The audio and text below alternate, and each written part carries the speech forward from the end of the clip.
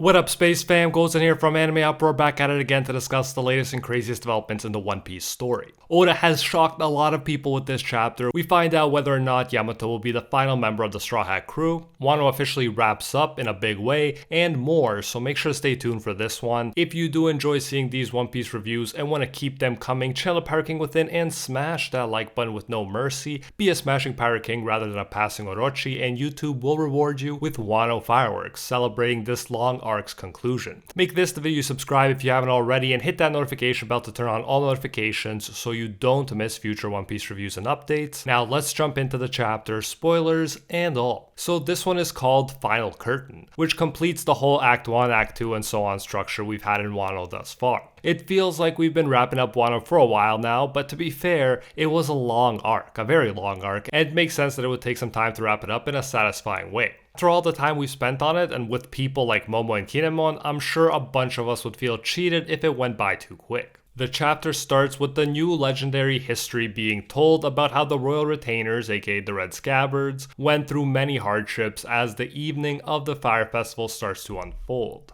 For centuries to come, they'll be telling the story of how Kaido was overcome, and although many feel like the Scabbards didn't do that much in the war, comparatively speaking, it's nice to see that their bravery was rewarded here in Wano's history. As Kinemon, Momo, and Yamato are heading to the Straw Hat ship, Yamato drops the huge bombshell. And we'll get right into that, but first, now to thank today's sponsor, Space Sleeper Cocoon, a perfect intergalactic quest across time and space awaits you in this RPG gacha mobile game with many unique and very cute characters to collect and battle with. And it's available for iOS and Android devices, link in the description. From wolf waifus to cute pepper girls, yes that's right, this game is creative enough to have a leaper based on red peppers, and she's adorable by the way. Space Sleeper is filled with such amazing diverse character designs which are coupled with unique and engaging personality. In fact, Space Sleeper partnered with VTuber Doranana, who is based on Space Sleeper's protagonist. Doranana not only looks super cute, but appreciates the greatness of coffee, as I learned in her Q&A video, which means a lot to a caffeine-dependent lifeform like myself. The game boasts formidable roguelike gameplay, and I love to see the cute characters using their cool and unique moves to defeat the opposing forces. In Space Sleeper Cocoon, cosmic radiation caused transformations of the creatures and objects, and now you can enjoy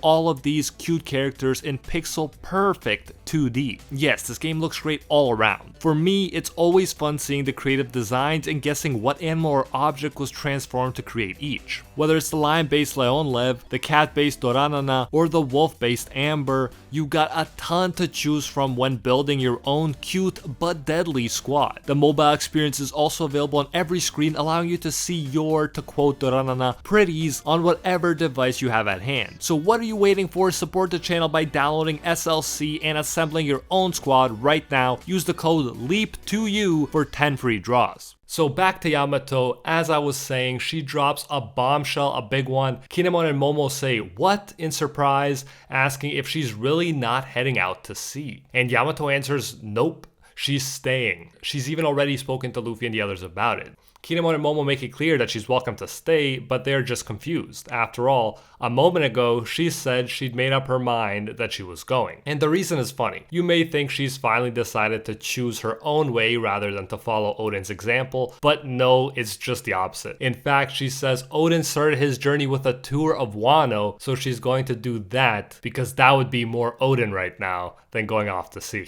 So that's a pretty hilarious reason not to go. However, she adds she's sure that she'll find her way if she follows in Oden's footsteps, and she's bound to make it to sea sooner or later. Which to me is probably referring to the final big war where Luffy will need everyone he met along the way to assist him. Momo, for his part, is hilariously shocked that she had the time to explain all this while Luffy and the Straw Hats didn't even say bye to him. So let's talk about this. Practically everyone was saying that Yamato already joined the Straw Hats or was joining the Straw Hats and was going to be Luffy's final 10th crewmate. And that, by the way, that 10 number is not counting Luffy himself. And some people even thought that the last chapter confirmed she would be joining. But the whole time I've been saying, if you look at all the past chapter reviews, I've been saying I won't believe it until she set sail with them and Wano was no longer in sight. And here I'm personally not surprised to see that Yamato has not joined mind, although it would have been pretty cool if she did. I get why some people would be surprised though, because Oda was purposely teasing the idea pretty hard right up to the last chapter. Luffy wanted Yamato, Yamato said she's in the crew, and then in the last chapter, she said she's going to the Straw Hats. But as I said before, Yamato has the guardian deity of Wano fruit. Where does that belong?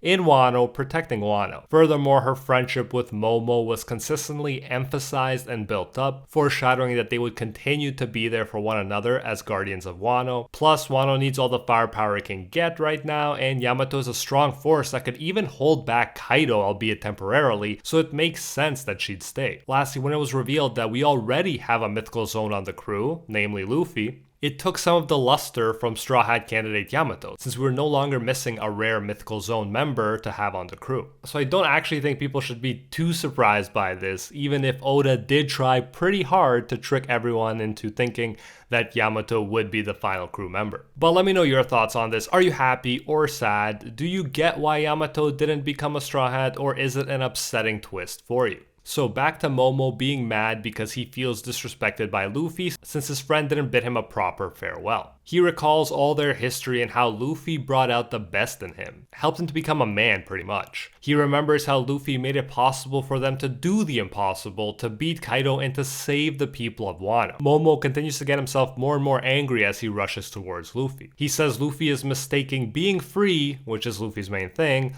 with being free to be rude. I love this little clash here between Luffy's ideology and the proper etiquette associated with samurai culture. Momo even looks to Kinemon to fire him up even more, as Kinemon says he's not wrong. Kinemon even says he may have no choice but to cleave Luffy apart depending on his words, and Momo agrees, with only Yamato being like, yeah, you guys are blowing this out of proportion. Now we jump to Kid Law and Luffy. Law says stuff that's just become a thing pirates say to each other. He says, remember, the next time we meet, it'll be as enemies. Don't whine to me if we're shooting to kill.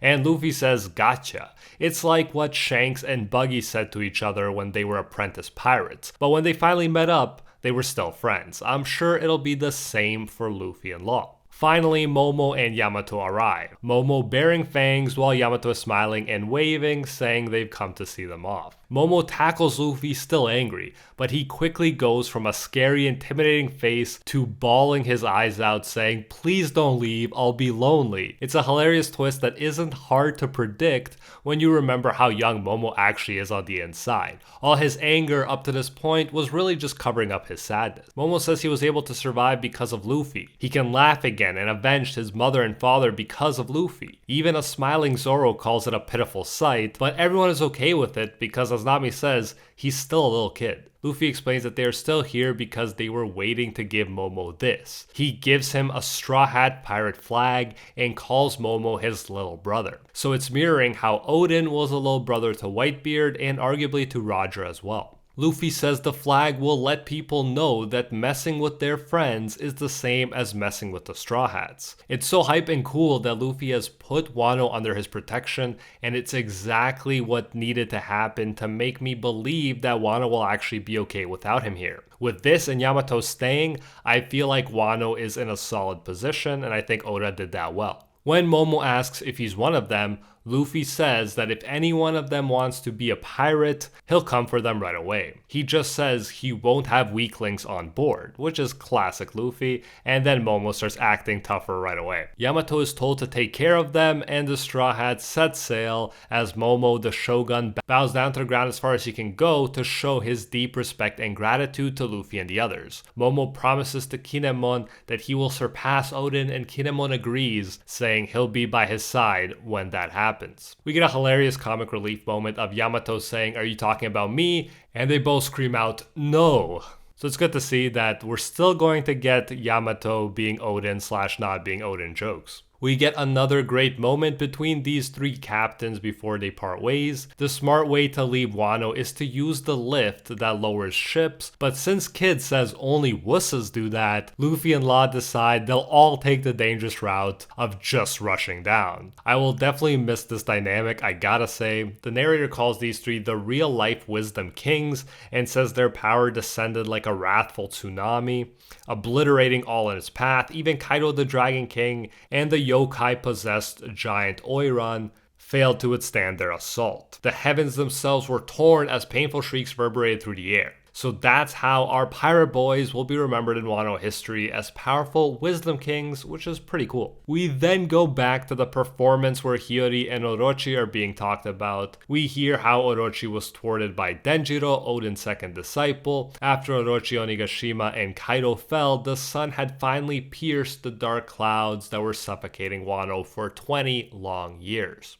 The skies were clear. Hiyori is given a special role in this performance, no longer having to bite her tongue as she did in the last 20 years. She says to Orochi, "The Kurozumi," which means charcoal, "were born to burn," mirroring Oden's "born to boil" quote. The crowd goes crazy. This is some of that Hollywood movie touch to make the legend a bit more cinematic and perfect. Then we fast forward to the day after the festival, and we're told the violent saga has now become a joyous reunion, and we're told that is the conclusion of today's tale on our nation's renowned samurai. We see a picture of Momo, the Scabbards, and other Wano heroes smiling. The curtain closes on Wano as Momo is wondering where to put Luffy's flag. And we're told inherited will never fades, a long-running theme in the One Piece story. For now, at least, Wano gets a break after so much war and misery. Luffy and friends have freed yet another place successfully, and now that Wano is done, people can finally rate it as a standalone arc. So let me know, what would you give it out of 10, and is it your favorite arc? If not, which ones do you prefer? Yes, Wano was long, very long,